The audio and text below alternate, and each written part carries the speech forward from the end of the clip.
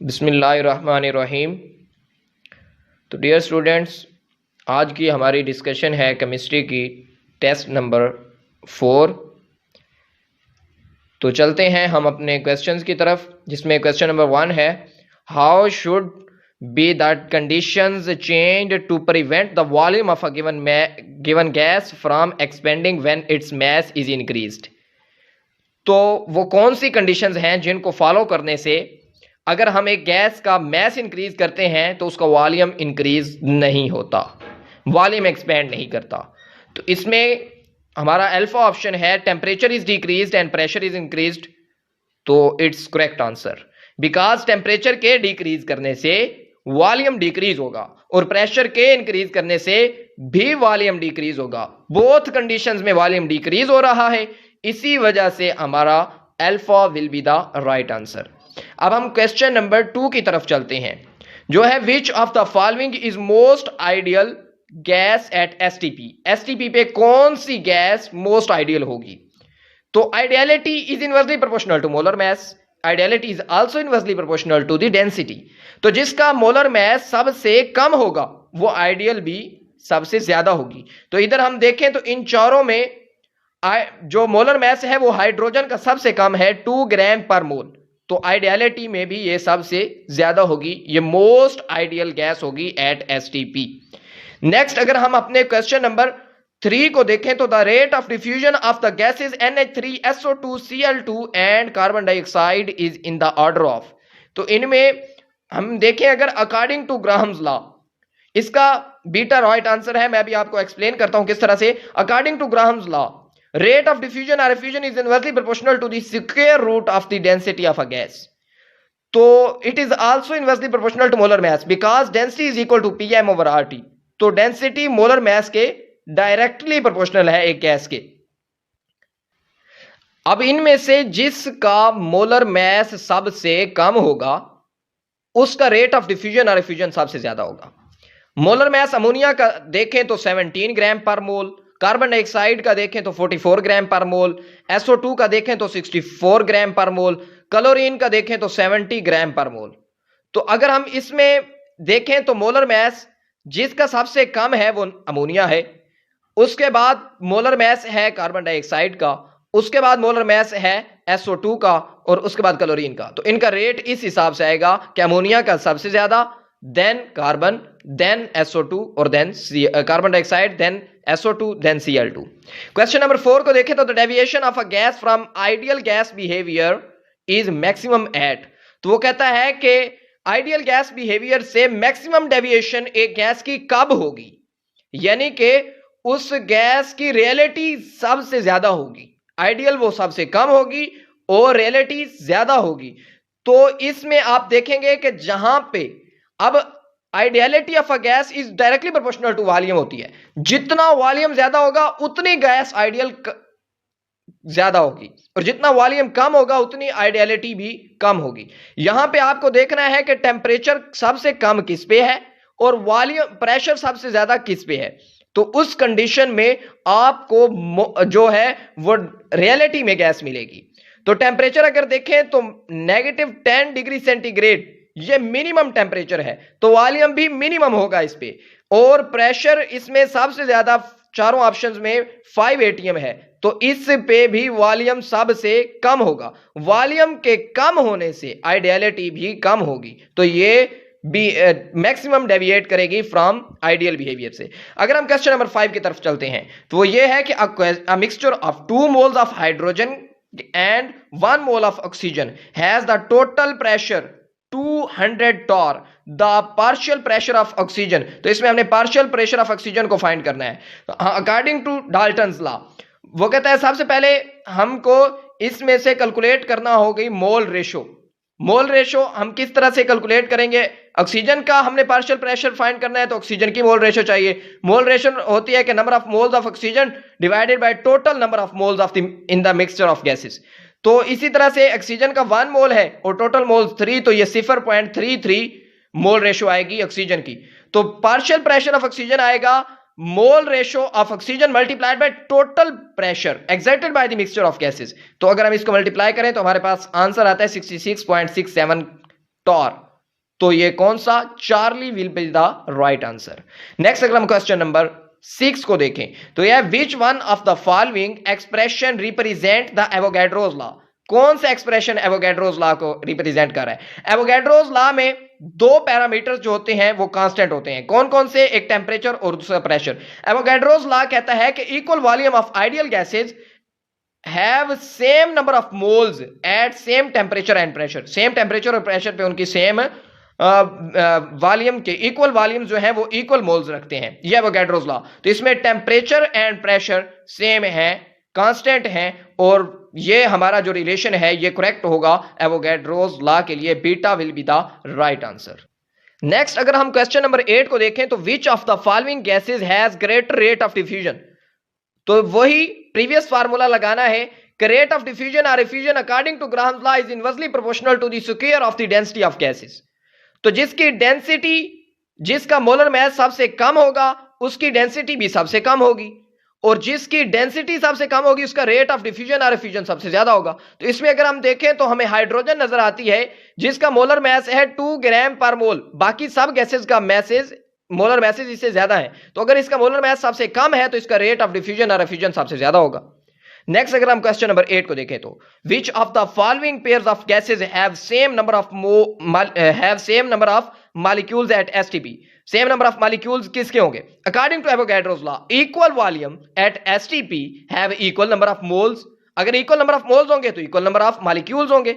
तो हमने देखना है कि इक्वल वॉल्यूम्स कहां पे है। अल्फा में देखा तो 100 centimetre cube NH2H4 and 100 centimetre cube oxygen. तो बीटा में भी इन दोनों के वॉल्यूम्स सेम है, कार्बन मोनोऑक्साइड और नाइट्रोजन के। अगर चार्ली में देखें तो कार्बन डाइऑक्साइड और नाइट्रोजन डाइऑक्साइड। तो इस तरह से इसमें भी इनके भी वॉल्यूम्स सेम है। अगर इनके वॉल्यूम्स सेम है तो अकॉर्डिंग टू एवोगैड्रोस लॉ इनके मोल्स भी सेम होंगे। अगर मोल्स सेम होंगे तो नंबर ऑफ मॉलिक्यूल्स भी सेम होंगे, लिहाजा all of these all are correct. Next अगर हम देखें क्वेश्चन नंबर 9 को, in a mixture of two components A and B if mole fraction of A is 0.25 and total pressure is 4 atm। Total pressure जो exert कर रहा है mixture of gases वो 4 atm है। Then the partial pressure of beta B component will be atm। atm में उसका partial pressure क्या होगा? हमें पार्शियल प्रेशर B का मालूम करना है तो हमें मोल फ्रैक्शन भी B की फाइंड करनी होगी, क्योंकि according to Graham's law partial pressure exerted by a gas in a mixture is equal to the product of its mole ratio multiplied by the total pressure exerted by the mixture. तो total pressure है हमारे पास 4 atm, हमें mole ratio calculate करनी है। Total number of mole ratio, sum of mole ratio होती है 1 के बराबर। मोल रेशियो हमें अल्फा की दी हुई है A की 0.25, जबकि हमने बीटा की फाइंड करनी है तो टोटल होती है 1 के बराबर। यहां से हमने बीटा की फाइंड की तो 0.75। अगर हम इसका partial pressure of B find करना चाहेंगे तो मल्टीप्लाई करेंगे mole ratio of B multiplied by total pressure. तो इसको अगर हम मल्टीप्लाई करें तो आंसर हमारे पास आता है 0.75 मल्टीप्लाइड बाय 4, 3 atm। तो इसमें Charlie will be the right answer. Next हमारा क्वेश्चन नंबर 10 है, the molar volume of CO2 is maximum at. Molar volume CO2 का मैक्सिमम कहां पे होगा? मोलर वॉल्यूम, ये अगर हम जनरल गैस इक्वेशन को देखें PV is equal to nRT for 1 mole, molar volume हो जाएगा PVM is equal to RT। तो मोलर वॉल्यूम कब मैक्सिमम होगा? जब टेम्परेचर मैक्सिमम होगा और प्रेशर मिनिमम होगा। तो यहां पे अगर हम देखें तो 127 डिग्री सेंटीग्रेड प्रेशर, यहां पे टेम्परेचर मैक्सिमम है और जो वॉल्यूम है प्रेशर है वो मिनिमम है 1 atm। तो लिहाजा बीटा राइट आंसर होगा। यहां पे मोलर वॉल्यूम कार्बन डाइऑक्साइड का मैक्सिमम होगा। नेक्स्ट अगर हम क्वेश्चन नंबर 11 को देखें, which of the following mixture of gases doesn't obey Dalton's law of partial pressure? कौन सी गैसेस का वो कहता है पेयर जो है वो डाल्टन्स लॉ को ओबे नहीं करता? डाल्टन्स लॉ जो है वो नॉन रिएक्टिंग गैसेस के लिए होता है। नॉन रिएक्टिंग गैसेस ओबे करती हैं Dalton's law of partial pressure को, रिएक्टिंग गैसेस कभी भी ओबे नहीं करती। तो इसमें अगर हम देखें तो अल्फा में नॉन रिएक्टिंग गैसेस हैं और बीटा में देखें तो ये रिएक्टिंग गैसेस हैं, NH3 एंड HCl, ये बोथ रिएक्टिंग गैसेस हैं। तो ये रिएक्टिंग होने की वजह से ये Dalton's law of partial pressure को ओबे नहीं करेंगी। चार्ली में नॉन रिएक्टिंग गैसेस हैं, नाइट्रोजन एंड ऑक्सीजन, और इसी तरह से क्लोरीन और सल्फर डाइऑक्साइड, ये भी आपस में नॉन रिएक्टिंग है। तो जो बीटा में पेयर दिया गया है ये है रिएक्टिंग गैसेस का, इसलिए ये Dalton's law of partial pressure को ओबे नहीं करेंगे। नेक्स्ट क्वेश्चन नंबर अगर हम 12 को देखें तो यह gases are bubbled through liquids because of, तो ये सिंपल सी बात है, इनकी लो डेंसिटी होती है, लिक्विड्स की डेंसिटी हाई होती है, गैसेस की डेंसिटी लो होती है, इस वजह से ये क्या करते हैं, ये बबल्ड आउट हो जाती हैं। अब question number 13, what will be the mass of 10⁻20 molecules of carbon dioxide eight STP। तो ये आपके लिए है, आप इस क्वेश्चन को सॉल्व भी करेंगे और सॉल्व करने के बाद अपना आंसर इसी वीडियो के कमेंट में करेंगे, तो ये आपके लिए सरप्राइज है। नेक्स्ट है हमारा the value of general gas constant और इन SI unit is, SI unit में हमने देखनी है।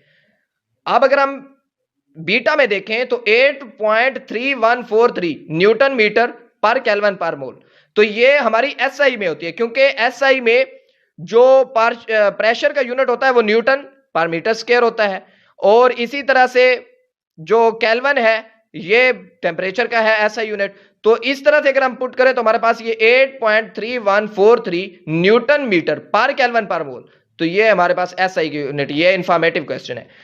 और नेक्स्ट अगर हम देखें क्वेश्चन नंबर 15 को, वो है under what conditions are real gas will behave as an ideal gas. वो कौन सी कंडीशन है जिसमें एक रियल गैस आइडियल गैस के तौर पर बिहेव करेगी। तो मैंने आपको पहले बताया है कि आपने आइडियलिटी चेक करने के लिए वॉल्यूम के साथ रिलेशन देखना है। Ideality is directly proportional to volume होता है, एक गैस के वॉल्यूम के डायरेक्टली प्रोपोर्शनल होता है। जहां पे आपको वॉल्यूम मैक्सिमम मिल रहा हो ना, वहां पे आप कहना कि आइडियलिटी भी ज्यादा है। अब वॉल्यूम मैक्सिमम कब होगा, जब टेम्परेचर मैक्सिमम होगा।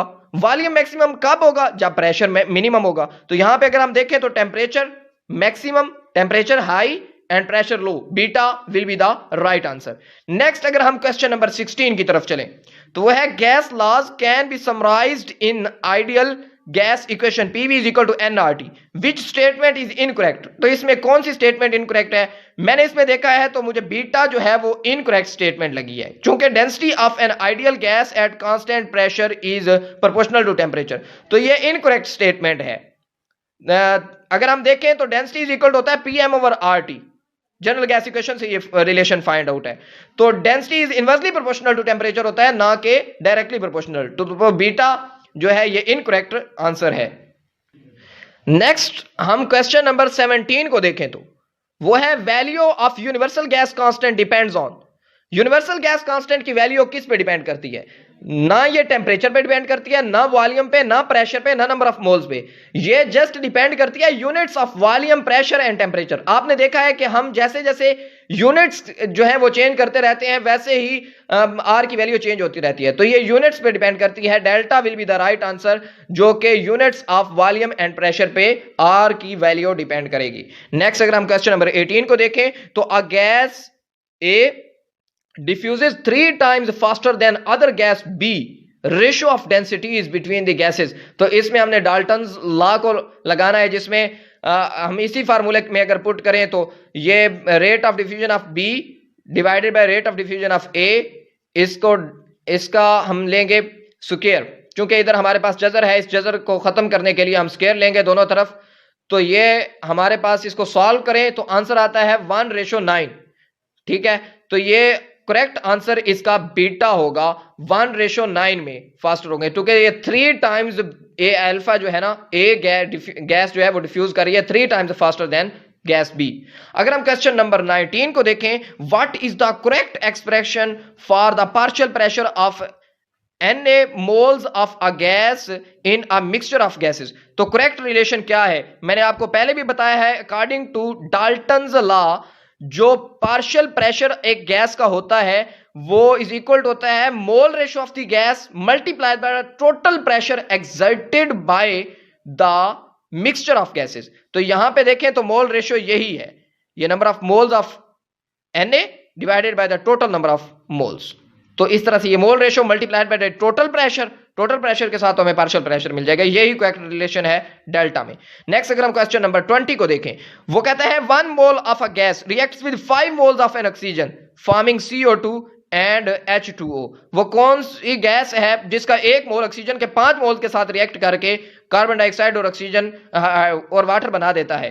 ठीक है, कोई लेफ्ट नहीं बचता। तो इसमें प्रोपेन है, आंसर में प्रोपेन है, beta will be the right answer. कैसे? प्रोपेन के साथ ये हमने इधर रिएक्शन लिखा है कि C3H8 प्लस 5O2, तो ये हमें 3 कार्बन डाइऑक्साइड के मॉलिक्यूल देगा और 4 वाटर मॉलिक्यूल्स हमें मिलेंगे। यही है correct answer, beta will be the right answer. Next अगर हम क्वेश्चन नंबर 21 को देखें, if the value of van der Waals constant are 0 for certain gases then gas will behave as. तो ये एक बहुत ही सिंपल सा क्वेश्चन है। वंडर वाल्स कांस्टेंट हम किस लिए यूज करते हैं कि एक गैस में जो रियलिटी होती है ना, नॉन आइडियल बिहेवियर होता है, उसके लिए हम वंडर वाल्स कांस्टेंट यूज करते हैं। तो जब हम उन कांस्टेंट्स की वैल्यू 0 कर देते हैं तो फिर वो गैस रियल तो ना रही, वो तो आइडियल बन गई। चूंकि हम एक गैस में रियलिटी शो करने के लिए, यानी कि एक गैस में नॉन आइडियल बिहेवियर शो करने के लिए वंडर वाल्स को यूज करते हैं। तो अगर ये दोनों constant van der Waals constant A और B दोनों 0 हो जाते हैं तो हमारे पास गैस जो होगी वो आइडियल बन जाएगी। Alpha will be the right answer. कैसे? आप देखें यहां पे ये वंडर वाल इक्वेशन है, प्रेशर प्लस A ये भी वंडर वाल कांस्टेंट है और यहां पे B भी वंडर वाल कांस्टेंट है। अगर इन दोनों को आप 0 पुट करते हैं तो आपके पास ये आइडियल गैस इक्वेशन आ जाएगी, PV = nRT। नेक्स्ट अगर हम क्वेश्चन नंबर 22 को देखें, वो कहता है which method is used for the liquefaction of gases. तो सिंपल से है कि इसमें लेंड्स मेथड भी यूज होता है, क्लार्ड्स मेथड भी यूज होता है। अब क्लार्ड्स मेथड और फ्राडेज मेथड भी यूज होता है। ये सारे के सारे किस तरह से कि लेंड्स मेथड जो है इसमें हम गैसेस को कंप्रेस करके उनको लिक्विफाई करते हैं, और जो क्लार्ड्स मेथड है इसमें हम गैसेस के अगेंस्ट वर्क करके, एक्सटर्नल फोर्स जो है ना उसका वर्क करके, एक्सटर्नल फोर्स जब एक्ट करती है गैसेस के ऊपर तो गैसेस उसके अगेंस्ट वर्क करती हैं। जब गैसेस के उसके अगेंस्ट वर्क करेगी तो इसके मॉलिक्यूल्स की काइनेटिक एनर्जी डिक्रीज होगी। ये एक आइडियाबैटिक प्रोसेस है। जब इसके मॉलिक्यूल्स की काइनेटिक एनर्जी डिक्रीज होगी तो गैसेस कूल होंगी, कूल होने के बाद ये लिक्विफाई हो जाएंगी। नेक्स्ट अगर हम क्वेश्चन नंबर 23 को देखें तो वो ये है कि the rate of diffusion of hydrogen is 3 times than that of an unknown gas at same temperature and pressure than molar mass of an unknown gas। तो इसमें भी हम ग्राम्स लॉ को लगाएंगे जिसमें रेट ऑफ डिफ्यूजन और effusion is inversely proportional to होता है मोलर मास के स्क्वायर रूट के। तो ये देख लें आप रिलेशन इसमें कि rate of diffusion of hydrogen is divided by rate of diffusion of an unknown gas is equal to, तो इन दोनों का आपस में इनवर्स रिलेशन है और इनका भी आपस में इनवर्स रिलेशन है। इसी रिलेशन को यूज करते हुए हमें आंसर मिला है 18 ग्राम पर मोल। जो अननोन गैस है उसका 18 ग्राम पर मोल मैस होगा। तो नेक्स्ट हमारा क्वेश्चन है 24, विच of the following gas has greater value of critical temperature. Critical temperature की वैल्यू किसके हिसाब से ज्यादा होगी? तो इसमें अगर हम देखें, अल्फा में है अमोनिया, बीटा में ऑक्सीजन, चार्ली में कार्बन डाइऑक्साइड एंड डेल्टा में मीथेन। तो इसकी वैल्यू आप बुक से, टेक्स्ट बुक से चेक करेंगे। जो अमोनिया है उसका क्रिटिकल टेम्परेचर है 405.6 केल्विन और इसी के साथ जो ऑक्सीजन है उसका क्रिटिकल टेम्परेचर है 304, कार्बन डाइऑक्साइड है उसका अमोनिया से कम है, वो है 304 केल्विन, और इसके बाद जो मीथेन है उसका है 190 केल्विन क्रिटिकल टेम्परेचर और सबसे कम है इसमें 154 केल्विन ऑक्सीजन का।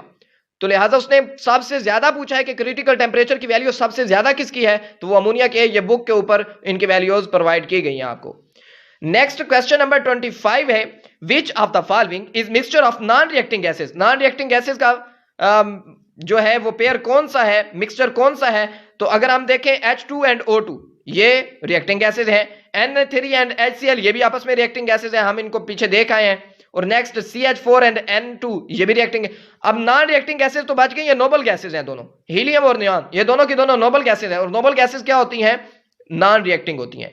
नेक्स्ट अगर हम क्वेश्चन नंबर 26 को देखें, when a compressed gas is allowed to expand in a region of low pressure it causes cooling, it is the statement of. तो ये सिंपल है, ये स्टेटमेंट है जॉल थॉमसन इफेक्ट की, और इस मेथड को इसमें हम जो गैसेस को लिक्विफाई करते हैं उस मेथड को कहते हैं लिंड्स मेथड। ठीक है, तो ये स्टेटमेंट किसकी है? जॉल थॉम्सन इफेक्ट की। और इसी मेथड के जरिए से, इसी लॉ के जरिए से जो हम गैसेस को लिक्विफाई करते हैं उसको कहते हैं लिंड्स मेथड। उस मेथड को लिंड्स मेथड कहा जाता है। नेक्स्ट हमारा क्वेश्चन नंबर 27 है 1 ATM इज इक्वल टू, तो इसमें से किन के बराबर होगा 1 ATM? तो आप सिंपल एक रिलेशन लिख लें, 1 ATM is equal to 76 CMHG is equal to 760 torr which is equal to 760 mmHg। आप देखें तो यहां पे 760 mmHg is equal to 760 torr, तो लिहाजा इसमें यह हुआ कि 1 torr is equal to 1 mmHg के बराबर होगा। और दूसरा इसमें है कि 760 mmHg is equal to 101325 pascal, और 1 पास्कल इज इक्वल टू होता है 1 न्यूटन पर मीटर स्क्वायर के। तो इसी तरह से 101325 न्यूटन पर मीटर स्क्वायर, तो अगर हम इसके यहां पे डेसिमल लगाएंगे तो ये किलो पास्कल बन जाएगा, और ये इज इक्वल टू होगा 1013.25 मिली बार के। ये रिलेशन आप याद रख लें, इसमें कोई भी कन्वर्जन आ जाए आप इजीली इसको सॉल्व कर सकते हैं। तो लिहाजा इसमें ये सारे होंगे 1 ATM is equal to 760 torr, 760 torr is equal to किसके बराबर है? 760 mmHg, और ये 101325 न्यूटन पर मीटर स्क्वायर है, और ये अगर इधर वो दे देता 101325 पास्कल के तो वो भी करेक्ट होता। तो लिहाजा all of this delta will be the right answer. Next अगर हम क्वेश्चन नंबर 28 को देखें, the density of gas is more comfortably expressed in, तो डेंसिटी ऑफ गैस जो मोर कंफर्टेबली एक्सप्रेस्ड होती है वो ग्राम पर डेसीमीटर क्यूब में होती है। इसका रीजन ये है कि अब गैसेस को हम किलोग्राम में थोड़ा लेते हैं, किलोग्राम में एक बहुत बड़ी अमाउंट आती है गैस की, तो जो हम कंफर्टेबल फाइंड करते हैं ना वो ग्राम पर डेसीमीटर क्यूब को हम फाइंड करते हैं। नेक्स्ट हमारा क्वेश्चन नंबर 29 है, वो कहता है according to Boyle's law which parameters gives a straight line parallel to the x axis when we plot a graph between them. तो वो कौन से पैरामीटर्स हैं जो हमें स्ट्रेट लाइन प्रोवाइड करते हैं किसके साथ? पैरेलल टू एक्स एक्सिस, जब हम उनको एक ग्राफ के अंदर प्लॉट करते हैं। ठीक है, तो अब यहां पे देखें बॉयल्स लॉ के according P is inversely proportional to V। ठीक है, और PV is equal to K, constant हो जाएगा यहां पे। ये कांस्टेंट एक्चुअली टेम्परेचर होता है, टेम्परेचर कांस्टेंट होता है इसमें, but at high value temperature value. तो इसमें अगर हम प्लॉट करें एक ग्राफ को, यहां पे हम रखें PV प्रोडक्ट को, ये हमेशा कांस्टेंट रहता है, PV कांस्टेंट है बॉयल्स लॉ के अकॉर्डिंग, और यहां पे हम रखें किसको? वॉल्यूम प्रेशर को। तो इनके दरमियान अगर हम ग्राफ प्लॉट करें तो ये ग्राफ स्ट्रेट लाइन होता है to x axis, straight line to x axis. तो इस तरह से ये टेम्परेचर होता है एक्चुअली, तो ये दोनों कांस्टेंट रहते हैं। लिहाजा अगर हम प्रेशर और product of pressure and volume के दरमियान अगर ग्राफ प्लॉट करें तो ये एक स्ट्रेट लाइन आती है which is parallel to x axis होती है।